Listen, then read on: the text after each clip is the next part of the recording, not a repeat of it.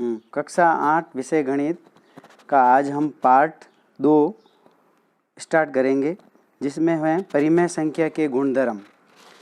जिसमें परिमेय संख्या का तीसरा गुणधर्म पढ़ेंगे और वो है गुणा से संबंधित। गुणा में परिमेय संख्या p/q को और कोई भी p/q परिमेय संख्या से जब गुणा करते हैं तो अंश को अंश से ही गुणा करते हैं तथा हर को हर से ही गुणा करते हैं, या फिर क्रॉस में ऊपर नीचे कोई संख्या होती है उसको समान संख्या होती है या भाजकता के नियम कोई भी से करता है तो काट देते हैं। जैसे हम उदाहरण एक ले रहे हैं, 4/3 गुणा 3/5 को हम जब हल करते हैं तो 3 से 3 क्रॉस ऊपर नीचे गुणे में समान संख्या, इसीलिए इसको 3 से भाजकता के नियम से काट देते हैं।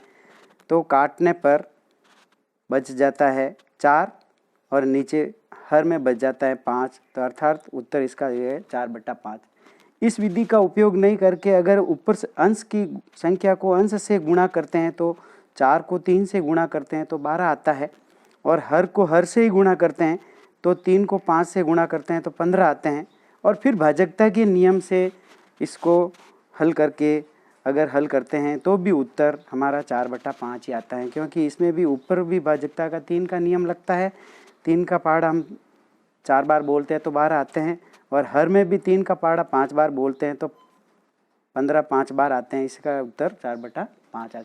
इस दोनों विधियों से हल करा जा सकता है। अब एक और उदाहरण लेते हैं जिसमें गुणा भी है और जोड़ बाकी का भी उपयोग होता है। जैसे उदाहरण है 3/5 गुणा कोष्टक में -3/2 प्लस का निशान कोष्टक में 4/7 गुणा दूसरे कोष्टक में 7/3।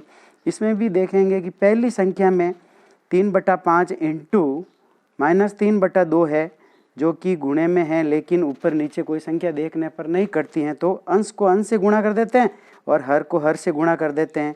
तो अंश को अंश से गुणा करा तो आ गया -9 और हर को हर से गुणा करा तो आ गया 10। इस प्रकार हम इसको लिख लेते हैं। दूसरा पद देखते हैं इसका, तो 7 ऊपर नीचे बराबर है, इसीलिए 7 को 7 से काट देते हैं तो 1 आ जाता है, तो पीछे बच जाता है अंश में 4 और हर में 3। तो हम यहाँ प्लस का निशान 4/3 लिख देते हैं। अब हमें पता चलता है कि हमने पूर्व ज्ञान में हमने पढ़ा था कि -9/10 प्लस 4/3, यानी जब भी बट्टे में संख्या आती हैं और बीच में अगर प्लस का निशान या माइनस का निशान रहता है तो हम इसको लसप विधि से हल करते हैं। उसमें हम गुणधर्म 1 में हमने पढ़ा था कि उसका हर का लसप लिया जाता है 10,3। अब 2 का भाग दिया जाता है 10 में 5 बार जाता है, फिर 2 का भाग दिया जाता है तो दूसरी संख्या में नहीं जाता है, तो ऐसा कैसे लिख लेते हैं। फिर 3 का भाग देते हैं तो 3 का भाग दूसरी संख्या में जाता है 1 बार, 5 में नहीं जाता है तो 5 ऐसे कैसे लिख देते हैं। फिर 5 का भाग देते हैं 5 में 1 बार जाता है और 1 आ गया। इस प्रकार नीचे जब तक 1 आ जाते हैं तो लसप आपका पूरा हो जाता है। फिर इस लसप में जो भी संख्या आई हुई है इसको हम गुणा कर लेते हैं। तो गुणा करते हैं तो 2 गुणा 3 गुणा 5 बराबर 30 हो जाते हैं। ये 30 अंश हर की जगह पे लिख लेते हैं बट्टे में 30। फिर हम वही पुनः पूर्व ज्ञान में हमने जो क्रिया करी थी वही क्रिया करते हैं। -9 ऐसे कैसे लिखते हैं, और 10 का पहाड़ा 3 बार बोलते हैं तो 30 आते हैं, और 3 ऊपर गुणे में लिख देते हैं अंश में ऐसे कैसे। फिर प्लस है तो प्लस का निशान, माइनस होता है तो माइनस का निशान। 4 ऐसे कैसे लिख देते हैं, फिर 3 का पहाड़ा बोलते हैं 30 आते हैं तो रुक जाते हैं, तो 10 बार आता है तो फिर 10 अंश को अंश में गुणे में लिख देते हैं। फिर इसको गुणा करते हैं। -9 को जब 3 से गुणा करते हैं तो -27 आता है। 4 को गुणा करते हैं 10 से तो 40 आता है। इस प्रकार अंश में ये संख्या लिख देते हैं बट्टा 30 लिख देते हैं। अब देखते हैं कि 27 माइनस के और प्लस के 40 है, अर्थात हम बाकी करते हैं क्योंकि एक संख्या माइनस की है और एक संख्या प्लस की है, तो बाकी करेंगे तो 13 बचेंगे। प्रिय विद्यार्थियों, यहाँ पे ये ध्यान रखना है कि यहाँ पे देखना है कि संख्या +40 बड़ी है और -27 छोटे हैं, इसीलिए यहाँ पे निशान प्लस का ही आएगा। अब प्लस का निशान लगाएं या नहीं लगाएं कोई ज़रूरी नहीं है, और हमारा उत्तर 13/30 प्राप्त हो जाता है। इस प्रकार हम परिमेय संख्या के गुणधर्म में 4 गुणधर्म पढ़ेंगे जो कि भाग से संबंधित हैं। भाग में हम देखते हैं कि जब P/Q के रूप में कोई भी संख्या होती है और बीच में अगर भाग का निशान और दूसरी तरफ भी P/Q के रूप में जब संख्या होती हैं, तो जब इसको भाग से गुणे में परिवर्तन करा जाता है तो पीछे वाली संख्या को हमेशा परिवर्तन कर देते हैं, अंश को हर में लिख देते हैं और हर को अंश में लिख देते हैं, यानी अंश हर को परिवर्तन कर देते हैं और फिर इसको गुणा करते हैं। तो इसको गुणा करने पर आपको ये ध्यान रखना है कि हमेशा 1 प्राप्त होना चाहिए कोई भी संख्या। जैसे हम उदाहरण लेते हैं कि 4/3 भाग का निशान 8/6, 4/3 तो गुणे में बदलते हैं, भाग की जगह पे गुणा कर दिया तो यहाँ पे अंश को हर में परिवर्तन कर देते हैं और हर को अंश में परिवर्तन कर देते हैं, तो यहाँ 6 ऊपर अंश में चले जाएंगे और 8 जो अंश है वो हर में चले जाएंगे। इस प्रकार ऊपर नीचे क्रॉस में कोई संख्या कटती है तो काट देंगे तो इसका उत्तर 1 प्राप्त हो जाएगा। अर्थात यदि भाग के अंदर कोई भी पहली संख्या परिमेय संख्या के बाद में अगर भाग का निशान आता है और उसको अगर आपको गुणे में परिवर्तन करना है तो आपको पीछे वाली संख्या को अंश को हर में लिखना है और हर को अंश में लिखना है, ये ध्यान रखना है। अब इसके लिए भी एक विस्तृत उदाहरण लेते हैं। 2/5 भाग का निशान 3/5 प्लस 4/3 भाग का निशान 8/3 प्लस 5/2 भाग का निशान -5/3। अब इसकी भाग की क्रिया को पुनः एक बार वापस समझ लेते हैं। ऊपर अगर आपको किसी को समझ में नहीं आया है तो 2/5 पहली संख्या ऐसे कैसे लिख देते हैं, भाग का निशान है उसकी जगह पे हम गुणे का निशान लगा देते हैं और अंश को हर में परिवर्तन और हर को अंश में परिवर्तन कर देते हैं, तो 5 ऊपर चले जाएंगे और 3 नीचे आ जाएंगे, अर्थात 5/3 हो जाएगा। दूसरे पद में प्लस ऐसे कैसे लिख देते हैं, 4/3, फिर हमने ऐसे कैसे लिख दिया, गुणा का निशान, फिर वही क्रिया करी, 3 को ऊपर लिख दिया और 8 को नीचे लिख दिया, अर्थात 3/8, यानी इसको उल्टा कर दिया। फिर प्लस 5/2 इंटू 3/-5 कर देंगे, इंटू का निशान लगा दिया, इसमें भी वही अंश हर में परिवर्तन हो जाता है और हर अंश में परिवर्तन हो जाता है। फिर हम इसको कोई क्रॉस में कटता है इसको काट देंगे, वही गुणे वाला नियम चलेगा और बची हुई संख्या को लिख लेंगे। 2/3 बच गई तो 2/3 प्लस यहाँ पे 1/2 बच गया तो 1/2 माइनस आगे देखते हैं तो ये -1 को जब हमने 3 से गुणा करा तो -3 आ गए और 2 को 1 से गुणा करा तो 2 ही आए, यानी नहीं -3/2 आ गया। फिर वही लसपा विधि से इसको हल कर लेते हैं, 3 2 का लसपा लेते हैं तो 2 × 3 आ जाते हैं अर्थात 6, बट्टे में लिख देते हैं 6। फिर वही पुनः क्रिया करते हैं, 2 अंश में लिखे हुए 2 ऐसे कैसे लिखते हैं और हर का भाग देते हैं 6 में तो 2 बार जाता है तो 2 इंटू में लिख दिया। इसी प्रकार 1 ऐसे कैसे इंटू 2 का भाग दिया, 3 बार गया तो 3 ऐसे कैसे लिख दिए, फिर माइनस का निशान, फिर 3 ऐसा कैसे लिख दिए, फिर 2 का भाग दिया 6 में 3 बार तो 3 इंटू में लिख दिए। फिर इसको ऊपर वाली संख्या को गुणा करते हैं, 2 को 2 से गुणा करा 4, 3 को 1 से गुणा करा 3, 3 को 3 से गुणा करा 9, चूँकि ये संख्या माइनस की है अर्थात आगे माइनस लग जाएगा। फिर हमने वही भाग की क्रिया जोड़ की क्रिया में हमने पढ़ा था कि 4 + 3 यानी 7 होते हैं और -9 अलग है तो माइनस के 9 ऐसे कैसे लिख देंगे। फिर इस दोनों को देखेंगे कि एक संख्या प्लस की है और एक संख्या माइनस की है, अर्थात हम इसको बाकी करेंगे। जब 9 में से 7 घटाएंगे तो -2 बच जाएंगे और /6 ऐसे कैसे लिख देंगे। फिर इसको भाजकता के नियम से काट देंगे तो 1/3 अर्थात माइनस का निशान ऐसे कैसे आ जाएगा और 1/3 हम लिख देंगे। इस प्रकार हम प्रश्नावली 1.1 का उदाहरण प्रश्नावली 1.1 का प्रश्न पहले का दूसरा लेते हैं ताकि आपको पता लग जाए कि हम प्रश्नावली के अनुसार ही अध्ययन करवा रहे हैं। 2/5 गुणे का निशान कोष्टक में -3/7 माइनस का निशान 1/6 इंटू 3/2 प्लस का निशान 1/14 गुणा 2/5, ये एक प्रश्न है।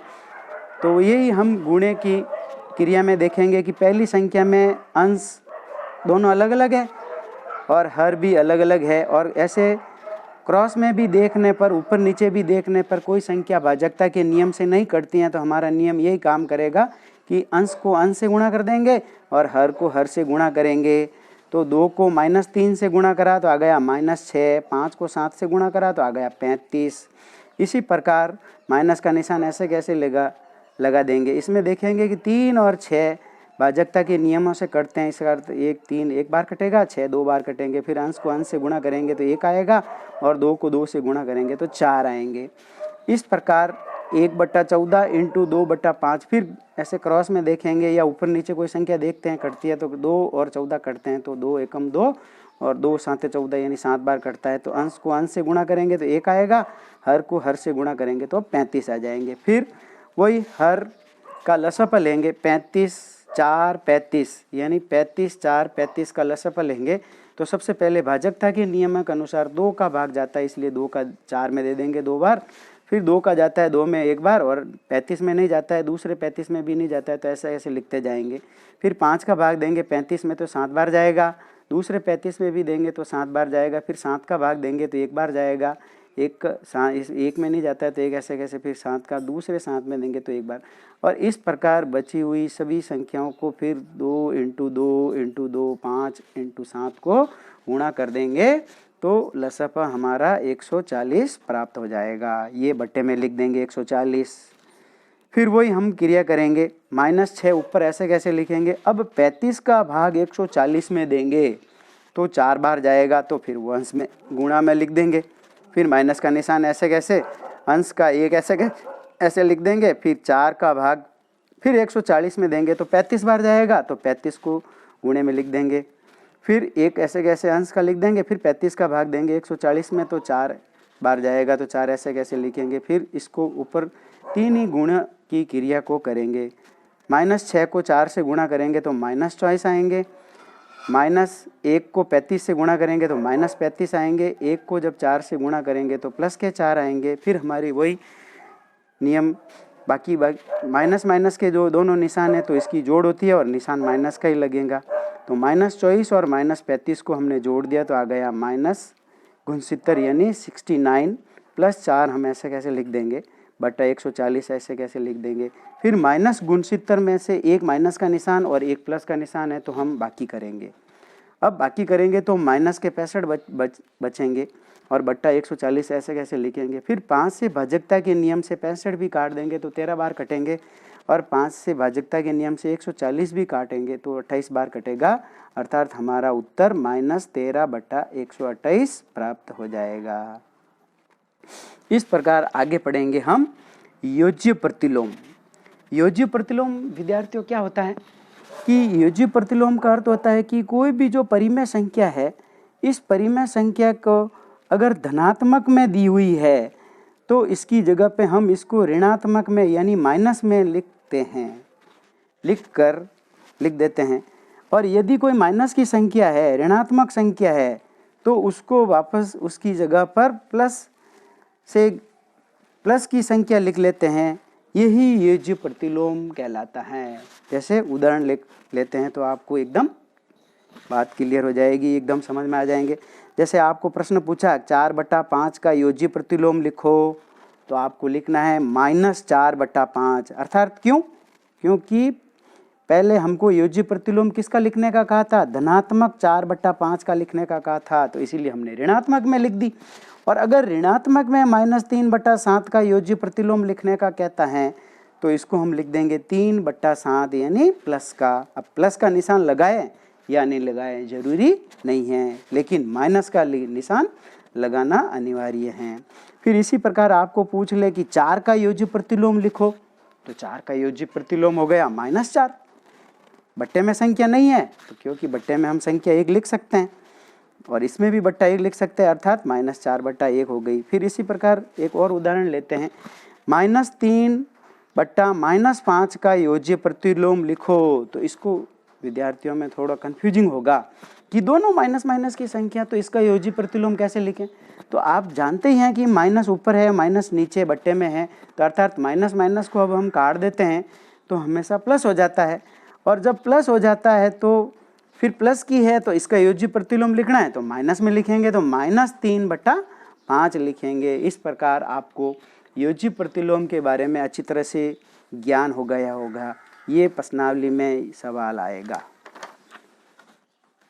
ठीक, ये हमारा पार्ट 2 समाप्त हो गया है।